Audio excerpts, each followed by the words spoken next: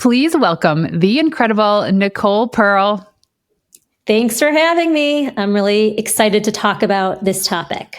Me too. So I remember the first time we chatted, I think it was in February, and I was like reaching out about something or one of your programs, and you're like, here's my cell phone, call me. And I was doing a solo retreat in the mountains of BC, and we chatted, and I was like, oh my God, I love this woman. And because just the way that you show up and you share like what it's like to be in the industry and everything about it. But let us know, like, who are you and what do you do? I will share this in a way for anyone that's listening. If you're looking to figure out how to pitch yourself, the first thing I'm going to say is that when you share who you are and what you do, it's like everything about you, but it's not about you. It's about what you listening can take away from what we do. So I'm going to quickly share who I am.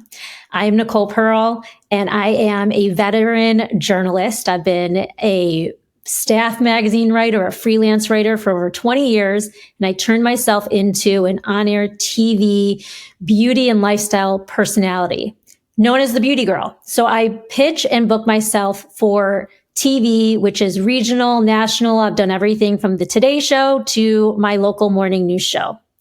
And by way of all of this insider expertise that I've built up, I'm now teaching small business founders how to do the same for themselves. So how to get featured in the media, how to get on TV, how to get those brand partnerships without having to invest thousands and thousands and thousands of dollars in outsourcing to other people to do it for you.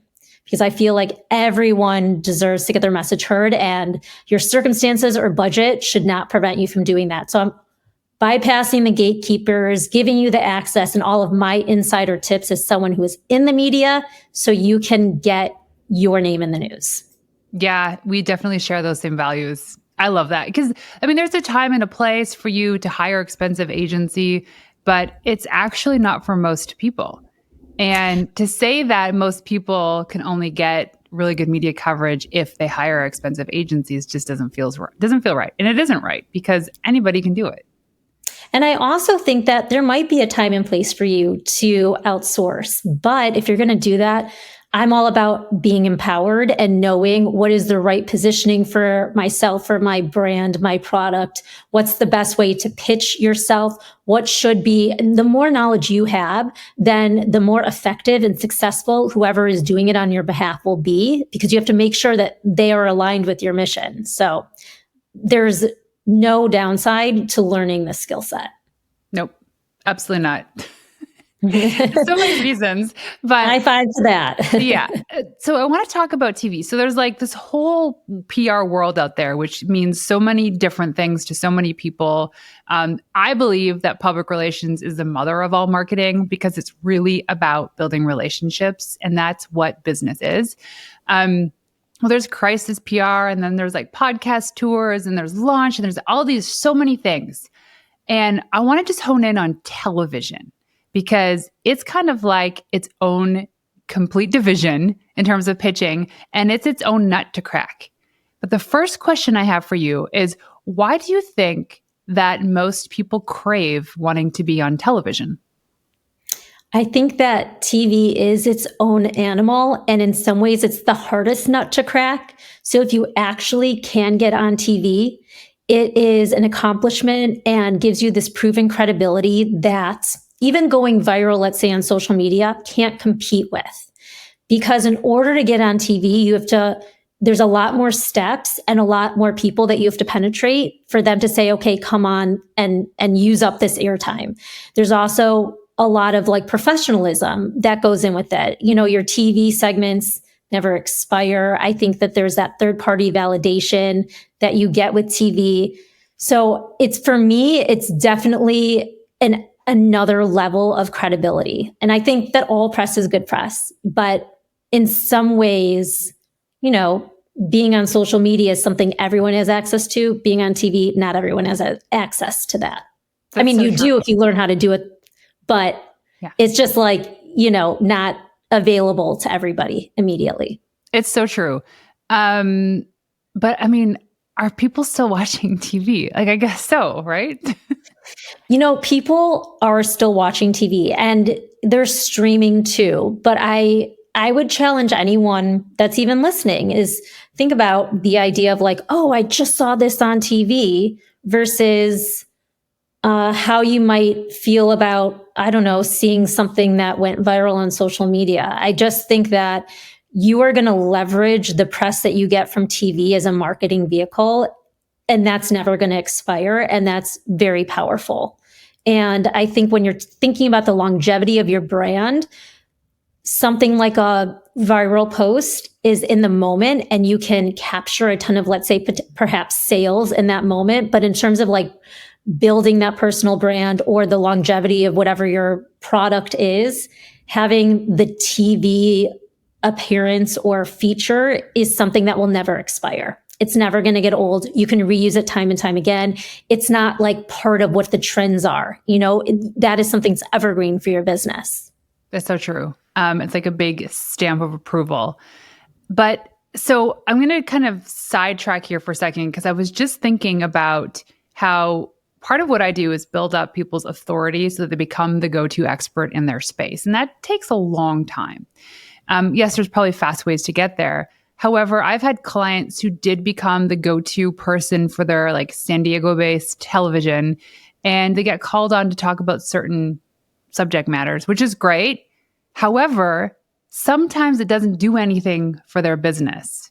And so I'm wondering, from your experience, what do people get wrong if they end up going on television or become that go-to expert, but nothing happens on the other side of it?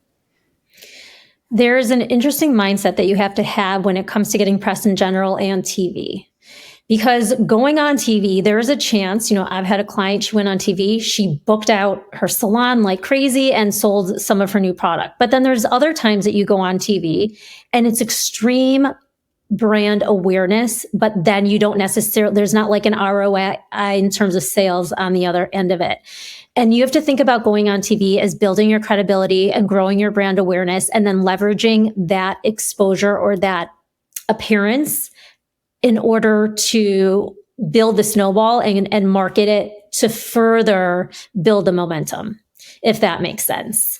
So I think again, I've had brands have gone on TV and they're like, well, I didn't get the sales I was expecting, but that's not what that's not what publicity is. There's a difference. One is marketing and one is publicity. And yes, they are intertwined at times, but you're not putting ad dollars into the TV segment, whereas ad dollars on, Facebook ads is the whole point of that is to directly convert into a sale. Whereas building yourself as the go-to authority, the TV is an incredible step to do that. And then once you have that third-party validation, it's up to you to use that to then reach out to journalists, reach out to other producers, and you can use that as hey, I was featured here. And that's going to make you more marketable. That's going to make people want to work with you more because it's like, hey, I've been on the Today Show. So if you hear that I've been on the Today Show, that makes me more marketable because not everybody's done that. And so it's up to you though, to learn how to leverage your publicity essentially. So basically what you're saying is that, well, you're going to use the Today Show as an example, because that's kind of like, that is like the home run, is getting that segment is the ultimate like stamp of approval from media that you can use and leverage to pitch other shows, other media. Yeah. Other partnerships. I mean, you can use it to monetize your business in so many ways beyond just media. So that's why I think it's so important. I mean, people will want you on their stages. They're going to want you. Maybe it gives you a better opportunity to like land that book deal. So there's so many ways that you can be creative about how you use those TV appearances to grow your brand. And then how long would you use them for afterwards? Like 5 years, 10 years, forever? Forever. Your press never expires. And I don't care if you've been on a show, 10 years ago. Obviously, the more relevant you are, the more recent your appearance is. So you can't always just kind of rely on something that happened 10 years ago. But it doesn't mean that you can't use that logo on your website. It doesn't mean that you can't say that you've been featured on. It doesn't mean that you can't talk to potential clients and say, well, I did this to book myself here, and I can show you, as long as you stay relevant and up to date, then it doesn't really matter. So I'm thinking, and I know the listeners are probably thinking as well, is how do I know I'm ready for TV beyond being like, oh, I can answer a good question and I'm articulate, but in terms of what I stand for, if it's an entrepreneur talking about something, how do they know that they're ready to pitch television and be on TV? Your credibility is everything. And so you need to make sure that you have credentials. Could be a range of things. It could be the amount of years that you've been in a field, that you've developed this expertise. It could be certifications. It could be press you've gotten that then you could use to leverage that to show your credibility to get yourself booked on a segment. But you have to know that if you're going to go on TV, you have to have some sort of service or product or value add. And you're ready for it as well. Like, for example, if you're a product-based business and you're going to go on TV talking about a product that you have, but it hasn't gone into production yet, well, then you're a little premature. So you just have to be strategic about where you are in kind of like the lifespan of your business in terms of when you're ready to go on TV. So I don't think, I think sometimes people wait, they like miss the boat and almost like say that they're ready for it and it's too late. Or they've missed kind of like the time frame that would have been perfect for them. But I think it's just, you would not be ready for TV if you don't have actual service tips or product to share. Right. So most people then, at least in my community, are ready for it. And they think, oh, but I'm not as famous as, I don't know, XYZ person. I don't have that many followers on my social media account. And I haven't been on that many podcasts. So like, who am I to be the person to go on TV and pitch television? I know that's the mindset that people have. How do you get past that? And I always say that you don't have to be, somebody in quotes to get featured, because it's not about follower count. It's not about how many celebrities buy your product. It's just about, do you have something that's relevant and valuable to share or product to add? And I agree that a lot of people think, oh, well, she's better at this than I am. But that has nothing to do with whether or not you're ready to be on TV. One thing that I will say is that if you want to be on TV and you are not showing up on video on social media and you've never even you're not comfortable on camera, then I think you need to start practicing. I think producers want to see what you look like on video. They want to see that you're showing up in front of the camera on your social media, because the last thing they want to do is book you as a guest and then you show up and you freeze. So I do think that the practice of learning how to show up and convey your messaging in the right way is like everything, because what's the point of getting on TV and then basically missing the opportunity because your messaging isn't the right way, or you don't know how to talk in sound bites. So if you're somebody that's like, okay, I show up on camera, I still get so nervous, I don't know what to do, that media training is a great option for you. I've helped a lot of people with media training, learning how to talk in sound bites, learning where to look, learning, what the right messaging should be for your business or brand, and all that stuff is so important. I've worked with a lot of brands, and they'll be like, they think one thing is their messaging, and I hear it and I'm like, that's not your messaging. The viewer that's going to be right over their head. They are not going to care. And so a lot of times it's kind of also working on the positioning and messaging with brands or experts so they know how to communicate in the right way for viewers. Yeah. Let's backtrack a little bit, because you mentioned social media. Now, as a podcast host, for example, I get pitched a lot for people to be on my show, and we're at this interesting place in the podcast where we are now not really accepting any pitches. We're going out because we have a clear list of people that we want on the show. Nicole, you're one person that I reached out myself because I want to have her on my show. But that being said, now I have to backtrack my thought. Oh, in terms of social media, part of the vetting process, there's part of this I also hate to admit, but it's just true, is that when we're looking at who we want to have on our show, we're looking at, do they have an active social media account? So active is like, I use that to vet, are they articulate? Do they show up well? Do we share similar values? Are they knowledgeable in their space? And I only know this if they're sharing their content on social.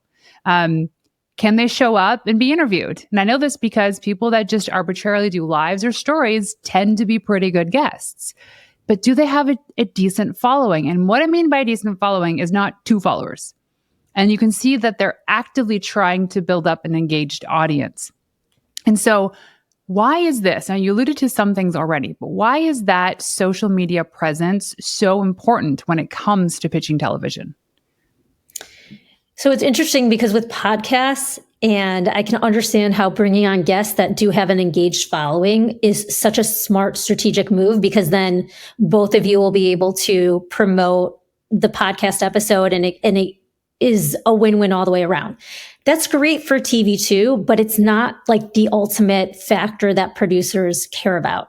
They care more about the fact that you are somebody who is aligned with what they're seeing on social media is something that they're going to expect when they see you in the studio, or even if it's a virtual segment, and they want to know that you're not going to freeze. I mean, I do so much live TV. If you are not prepared, if you don't know your talking points, you should never kind of memorize anything, but they also need to feel comfortable that they're having some sort of understanding or expectation of who's going to show up. And the only way they can do that pretty much is by either seeing your previous segments, sharing links to those, or them taking a quick look at your, Instagram, for example. And producers are busy. They're getting pitched a ton. So if within like the first 10 seconds of them going to your Instagram, they can't see anything, it's just all static photos, and you never show up, that's not going to do you any favors. So you're really telling people to stop being so introverted and get out and start talking to the camera. The best way to get better at it is just to do it. I remember one time I told my husband, I want to get on more stages to speak. And he goes, cool. What is your plan to start doing that? I was like, I don't know. I'll just wait for them to come. He's like, no, first of all, you have to reach out. There's so much more to that. But the biggest thing he said to me was, don't say no to any speaking opportunities as they come in, especially as it's for you, it's practice, right? So you're learning how to be a better speaker. The better way to do it is just get up and do it. And I've seen this. If you followed some people, like I'll use Instagram as an example, over their journey of growth, career-wise, and through their social following, is looking at their earlier content versus now. It's almost like it's an extension of who they are. And it's so beautiful, but they only got that way by actually doing it, by showing up and talking. And I also think it's just there's no downside, because even if you showed up on social media and it felt really uncomfortable, and in the beginning it seems really awkward, it's still a step forward to you growing your personal brand, which is so ultimately by people seeing the behind the scenes, by people seeing where your vulnerabilities are, it's only going to strengthen your brand. And you never know that perhaps one time you show up on social media and that story truly resonates, well, you might get a story or a segment idea right there from that. That could lead to a segment. So I don't want you to have any missed opportunities. That is so interesting. So another way to leverage social is that it could potentially be the thing that gets you a segment. Totally. So do you have any examples of like friends or colleagues or even clients that this happened to? That's a good question. Let me think about, even like for myself, if I post anything on my social media that I feel like truly resonates. So this is more for editorial, but there was something that I pitched or that I posted on my Instagram and it got a ton of engagement. So it inspired a story idea that I might write for a magazine. We're still talking about it, but there's always that possibility or potential. I'm trying to think if any of my TV segments have ever been a result of a social media story, but I don't know. I know this is not super related, but relevant in the sense that we're located in Kelowna, BC, and this past August we had devastating wildfires that ravaged the mountains all around us. And where our house is, we got an incredible vantage point of what was happening. And over the course of the evening, we watched this fire crest the top of the mountain and come down it so fast because the winds were just crazy. And I was taking pictures and videos. You're kind of like in a trance watching this thing happening like it's a movie. And I posted some things. And because of that, I had so many media people reach out and be like, can we interview you? Can I get you on morning radio, on television? And, quite frankly, I was just so devastated by it. It wasn't in any sort of like emotional means to actually do that. But that being the example is that if you're sharing the content that the media wants right then and there, they will reach out. I mean, I wouldn't have gotten famous for being a publicist because of these fire videos that I posted. But hey, you never know. You never know. And here's why I know it could have been powerful had I said yes to this radio thing. There was like radio in Canada. I don't know, CBC. Was it? I can't remember what it was. But anyways, they already had me on their radar because I had made a comment about something during the pandemic days. So like, oh, Renee Warren is already on their list and they're following me. They saw this thing and I just wasn't in the right mindset to actually talk about the fires. But now they know. And if for whatever reason they're like in a room and there's other people like, hey, I need to talk to a certain person that talks about this, and I happen to be that person, it's so much easier for them to reach out to somebody they already know or know of than it is to go and find some random source. Right? That's the perfect example. All for showing up and videotaping fires, guys. That's all you got to do.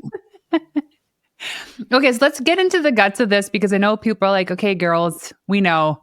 How do we get on TV? So where does the process start in the actual logistics of pitching television? I think a lot of people think it's way more intimidating or inaccessible than it truly is. It's just about learning what I call my 5Ws formula, but essentially it's understanding how to make yourself relevant, make yourself credible, and show up in a way that you're going to add value. I guess it comes down to that. It's as simple as that. And of course, you are going to, in my opinion, I think the best place to start is within your community. I think locally is a great place. So I'm sure people have heard this before, but your local morning news show, great place to start. Before you pitch any show ever, make sure you watch it. Make sure you're sure that they actually have guests like you on. So you just want to, when you show up or when you actually do pitch, you want to make sure that you are presenting in a way that you are familiar with the show or their format or even the particular person that you're pitching. I love that. Okay. So there's that, which I always say, like for a podcast roadshow, for example, it's the same thing as you look at your dream list, but then you look at, I hate to call them the low-hanging fruit, but there are shows that are a little bit easier to get on, probably because they're new or something, or you're like the perfect fit. And the best place to start is just from those smaller shows because you want to get up and start having these conversations. I can't tell you how many times I've interviewed incredible people and we've had the most beautiful conversation, but then I press record and they all of a sudden they just go cold. They're like, oh my gosh, and they're awkward. The more you do it, the better you get at it. So starting local is such a great tip. And now I'm thinking of any local television here because I got to start doing this too. So, okay, so you find the outlet and you're like, who do I reach out to and what do I say? But I do want to just make note because sometimes like, oh, local, regional, what have you. But I personally know that sometimes you will get better awareness, better results, a more kind of like you'll find your ideal client through local more so than you may through national. Both have their perks, both have totally great like benefits, but I wouldn't discount local because there's so much power in it, especially for small business founders. Okay, so the next question is, okay, so now what, basically? Yeah, now what do I do? What I call it sleuthing your source. And I am a firm believer that you don't have to pay for expensive contact databases or media databases or, in order to kind of figure out who you're going to target, so to speak. And it's really just getting strategic with identifying which show, let's say, that you want to be on, and then go on the show's website. They might have a list of the producers. Go on the show's Instagram page. The information is out there, and it's just about you being smart about how to find it. I've gotten really good at it. So So the people that have never even understood what a producer is. So when we're looking at who to pitch for the segment, is their title producer? Is it segment producer? That's a really good question.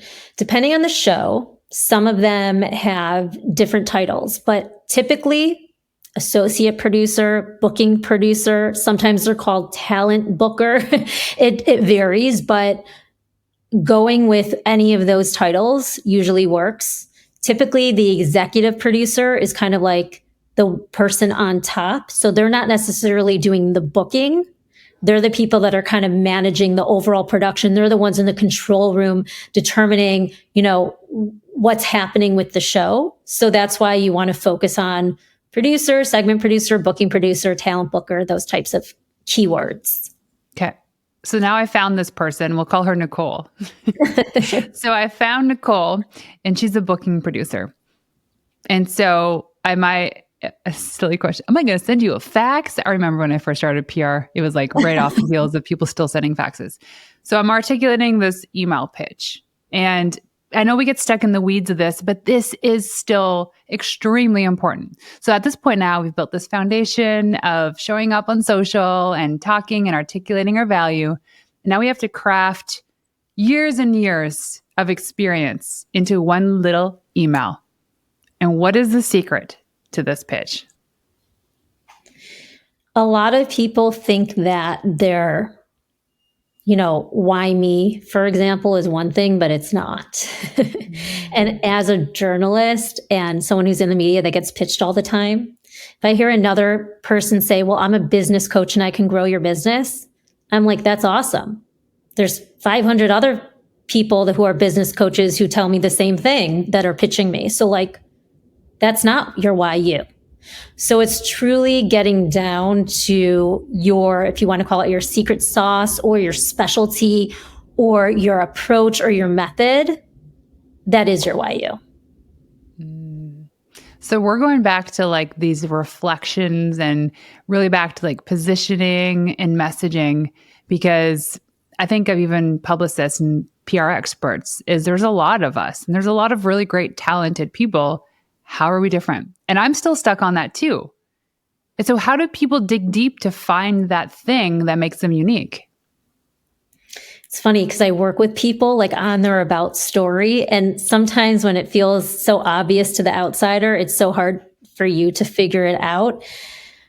But for example, my unique point is that I'm giving you the insider's perspective of how to pitch yourself, how to get in the media, So that's kind of my unique angle. How do you find it for yourself? You want to think about also in terms of your clients, what are some of the burning questions that you hear over and over again? If there's certain language, or think about who is your ideal client, your dream client, let's say, and trying to extract from them to help you. It's almost like reverse engineering. Because it's interesting. I can give you an example of someone that I've worked with who this one woman is a business coach like everybody else. She's also an intuitive business coach. And her why me is going to be determined by the audience that she's pitching, because sometimes it might be more about the intuitive side of it if it's for a more spiritual type of audience that she's pitching. But if it's for the corporate business people that she's pitching, then it's going to be more about her experience and successes like this in the companies that she's worked for that have enabled her to be this kind of cutting edge type of business coach. Right. So that's the thing, within your overall story or why me, there's a lot of narratives in there, and it's figuring out which ones to pull out based on, in our situation, the TV show that you're going to be on. Right. And every pitch, I have to highlight this and underline it, is every pitch is unique to the person you're reaching out to, because you have different angles and different stories. So your spiritual, intuitive business coach, well, that pitch might be specific more for that maybe more spiritual outlet. But the people in the corporate don't, and I'm not judging, but they might not be as woo-woo. But that person, that coach can still provide that incredible value. And so you have to look at the outlet and also understand that this angle might not work, or it might. And go with the gut. thing, I think when people hear that, they're like, oh, this sounds like I have to do a brand new pitch every single time and it feels overwhelming. And I want to tell you that it's not the case. You don't have to start from scratch every time. You really could have the same content, but the intro is slightly tweaked. Because I don't want people to feel like they have to start from scratch every single time they pitch. It can't be a generic mass pitch that you send out. Like, I can smell that a mile away. I'm so not interested. But the content and tips that you have don't necessarily change. It's like, how do you spin it in the intro? Yeah, it's true. And it's like word math. I describe it. I've rewritten so many pitches, and it's mostly like we create the guts of it and they're good, but you change the intro, you change a couple bullet points. I've tried 20 different variations of stuff, and I've pitched 20 different variations for clients until you find one that starts to like, oh, that works because it's so unique. It's different than all the other business coaches out there, as an example. And so this is why people turn to Nicole and I to help them craft these pitches, because it takes a kind of a different level of thinking and a different approach to how to write. So for instance, for us, it's like we only piggyback certain creative times together. So I would never record a podcast like this and then right afterwards go and start crafting pitches, because it requires a different mindset. And I urge people that aren't that creative writer, who really struggle in this area, to go out and take a sketchbook or go walk in the woods and really start thinking deep about these questions, because that's when the ideas come to you. Not when you're sitting here, oh my God, why am I good? Why me? Why am I different? It's really when you're separating yourself from those tasks. That's how we do it. That's how I've seen clients that go through my Authority Booster Intensive Day do it for themselves as well. So any tips for you on that matter? Well, it's interesting because you brought up the writing side of it. And I've heard from people like, I'm not a good writer. Like, I don't know how to pitch. They're intimidated just by the idea of putting, not pen to paper, but finger to keyboard, I guess, nowadays. Yeah. But you don't have to be a good writer at all. Nobody cares if you're a good writer when you're pitching. I mean, yes, you have to know how to put a sentence together, but it's more about if you talk it out and you just get those ideas out there. That's more important. Nobody cares about like anything written in this like beautiful prose. So I don't want that how about this? There's no excuse to not pitch yourself because you don't think you're a good writer. I'm not going to let that one fly. Yeah, no, same here. Ditto. Okay, so some really quick questions around the logistics of pitching. So, when you pitch, when do you follow up? Ooh, good question. There's no like hard and fast rule, but I find that there's a bit of a kind of like a flow that feels natural. And I think that I will tell you that if you wait like 10 days, you're totally out of sight, out of mind. So if you're going to pitch, I think it's almost like this little melody. I would follow up a couple of days later.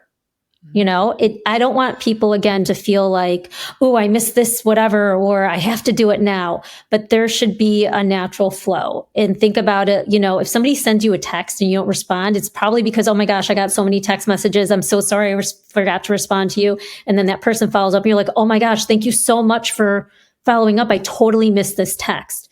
The same idea when you're pitching people. Remember, we're all human. So, oh my God, there's so many times where producers have been like, thank you so much for following up.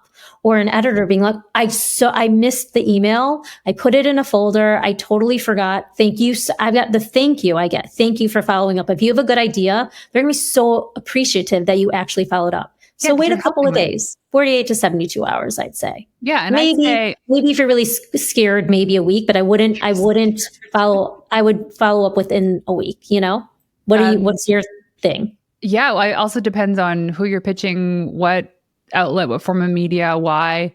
But I will say this, that in all of the years I've been doing this, I'd say 60% of our yeses or wins came from the follow-up for the same reason hands down. that you just said. I mean, it could even be higher. And I get some that'll follow up 2 months later. I'm so Totally. sorry. I don't know why I missed this, but absolutely yes. I want them as a guest on the show.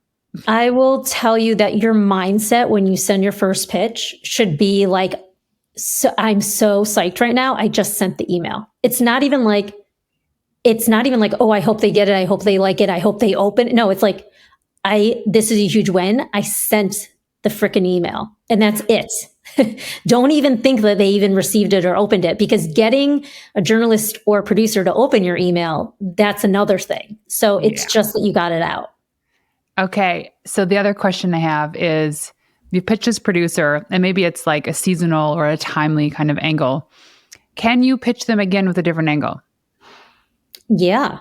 Why not? Right. But when? Like the next week? The next month? I do have a follow-up formula for sure. And you send out the one email and they don't respond and you email them again. And if it would be to you for sure should be referencing the first pitch that you sent 100%. Maybe they never saw it. So I wouldn't just be like sending them a brand new pitch and not referencing the original, but you can say, follow up, reference the original pitch. And if there's another idea or some reason that you wanted to present a second idea, that's fine. And you should. But I really I'm always trying to be mindful of people who are DIYing it, because I know it's effort. So I don't want you to feel like, oh my gosh, now I have to start over and write a totally new pitch. There's a way that you can do it and give them additional ideas without feeling like you have to start over and write a whole new pitch. Right. There's a lot of shortcuts that you can do. Totally. So from the other perspective, being the producer, and I don't know if you've ever worn this hat, but you've worked closely enough with enough of them to probably get a sense.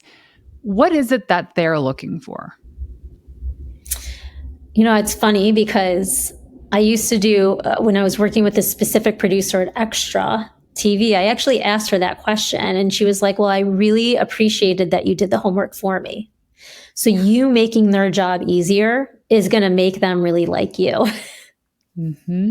Yeah. And what does that look like in terms of making their job easier? You can send a pitch and say, I was literally just talking to my client about this, hey, I would love to come on your show and talk about this. Okay, that's a topic, that's fine. But if you came on and said, I'd love to talk about this and here are some examples, that's doing the homework for the producer. It allows them to visualize the segment. And again, you're doing the homework for them. They don't have to send you an email being like, okay, well, what do you want to talk about? They might not have the time to do that. So it's like, it seems so obvious, but so many people don't do those little things. Yeah. And beyond TV too, I can say that for every single time you pitch is you want to take the effort off of that person's plate. And I only get pitched for podcasts and some other stuff too, which doesn't make sense to me, but to be a guest on my show. And let me tell you, even if somebody isn't a good fit, I'll reply to the person that pitched me and said, this was a really great pitch. Keep doing this, because they took all the work off my plate. They've already studied my audience. They know what to expect in terms of, yes, I take guests, maybe an angle that would apply to what my audience needs that hasn't been spoken about. And then a couple links. It's probably to a website and a social media account. And they might give one or two topic ideas that's super relevant and super niche to what they focus on. And really, when you're writing the guts of this email, it takes a lot of effort the first time, but then after that, you create templates and you can just tweak them as you go. It's really not that difficult, but it's true. The most important thing is taking the work off of their plate. Don't make them struggle to come up with the angle. You present it to them. I love the fact that you respond even if it's not the right fit, because so many people, it's like the mental agony that they go through, which is why, because either the rejection or they're not knowing. And that's a real struggle. That's why the mindset part of it actually really matters, because I think sometimes it's the mindset that prevents you from getting to whatever. We can talk more about that, but I just love that you do that to give people that peace of mind and the confidence boost that they need, so they do keep going. Totally. Yeah. And I even get that when I get people pitch me all the time to be like, hey, I want to help you with your social media account or help you create videos to increase your followers. And I get it all the time, literally 2 or 3 a day. And I've had one guy recently, it was hilarious. He sent me a photoshopped image of my face on a $100 bill. And he had like some text below it. And he's like, hey, want to see your, whatever it was. And I replied, I go, how dare you only put me on a $100 bill? I'd rather be on $1 million bill, which probably doesn't exist. And then it was the next day, open up my inbox, he photoshopped my face on $1 million bill. And it was funny. We just did this back and forth, but we were both just loving the process. And in this moment, he took the effort to create that image, but also to understand exactly how he could help me with my videos. It wasn't just like, we can do this and this. It was like, here's a specific thing that we can do for you. So it took him an extra 10 minutes to probably watch some stuff on social, look at my website, to come up with angles in terms of the content he can help me create. And I thought that was beautiful. And I said, it's not a now thing, but definitely in the new year. And for him, it was like how you build those relationships. Exactly. For sure. His name's Chris. I'm going to get more information. The point being is, don't be a lazy pitcher. Lazy pitchers lose on every level because what we're trying to do is just help the person on the other end. Be of service to them. Be memorable. Even if it's not a good fit now, we'll be like, hey, I remember that Nicole girl when she's following up. That was a great pitch. And she actually did her work. And so what does she have to say today? Let me open this up. Okay, we could talk about this all day long, but is there any last minute tips with regards to pitching television? Last minute tips. Well, I would say just think about the news cycle and timing. For example, I don't know when this podcast is going to air, but soon. It's October 11th as this happens. Okay. So let's just put it out here. It's October 11th. If you're pitching Halloween for a TV segment right now, you're a little behind the ball. They've probably already booked all of their segments for Halloween.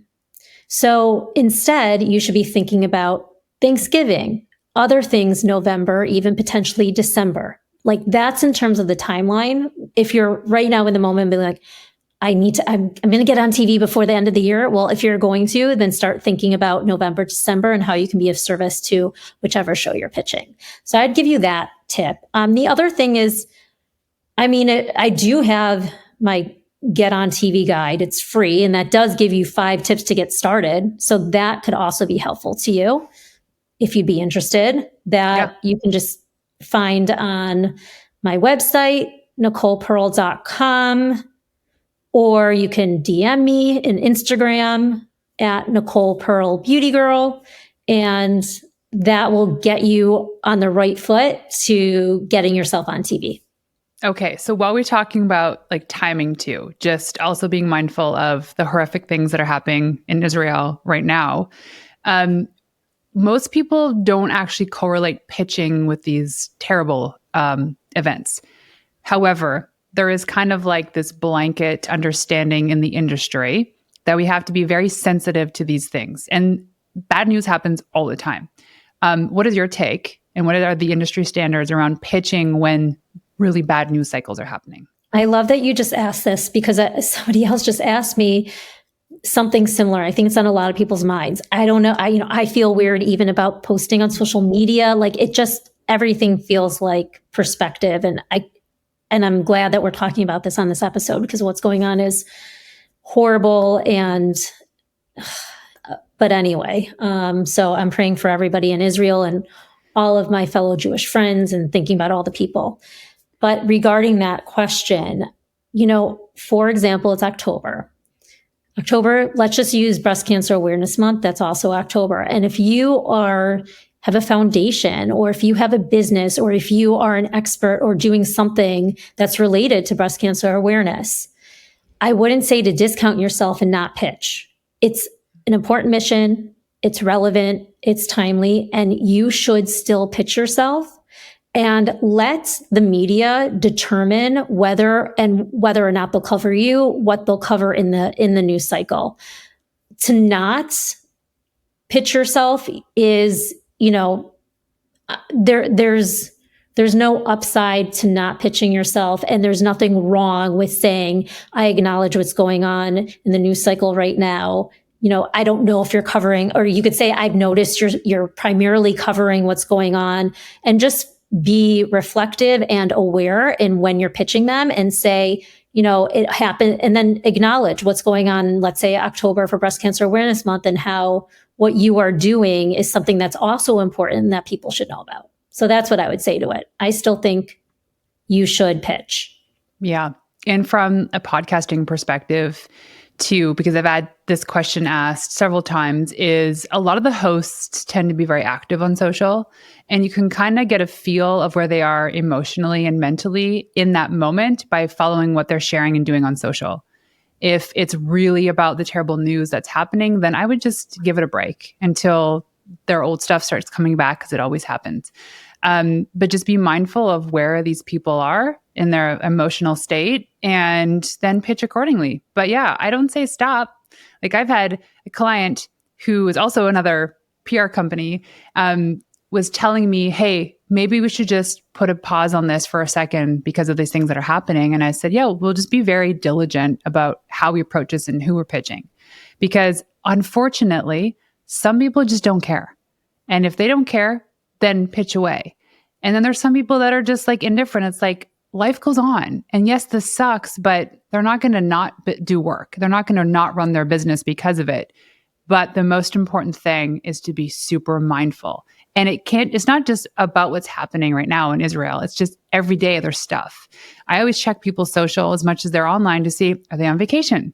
Did something terrible happen within their family? Like, what's going on in their life to know that, is this going to land right? It'll get ignored, or will this be an ultimate insult to them?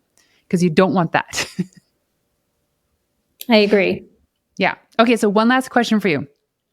When I ask you what it means to be a wild woman, what is that to you? I think it's somebody that does not just abide by the norms, who does what she wants to do and stays true to her own voice, and doesn't get sidetracked by what other people are thinking or saying. True. I love it. So, Nicole, if people want to find you or follow you, where can they go online to find you? My website's NicolePearl.com, and follow me on Instagram. I want to hear from you. My Instagram is at Nicole Pearl Beauty Girl. Awesome. Well, thanks so much for joining us today. Thanks for having me.